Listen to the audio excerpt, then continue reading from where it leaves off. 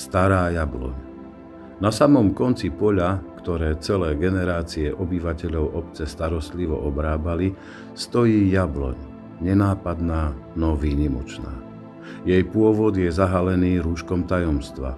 Možno vyrástla z jadierka, možno ho tam priniesol vták, ako neúmyselný dar z diaľky.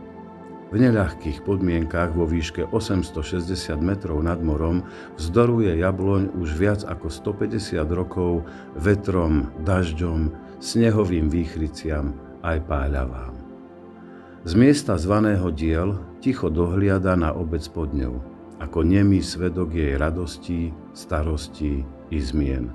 Je to miesto, kde sa zastaví čas, miesto, kde človek zrazu cíti, že je súčasťou niečoho väčšieho. Príbeh starej jablone z Dielu je tichý, ale silný, rovnako ako samotný strom. Už môj starý otec si ju pamätal z detstva a teraz o celé 10 ročia neskôr chodím k nej ja, hľadať pokoj, silu a spojenie s tým, čo nás presahuje, spomína Viera Kacerová.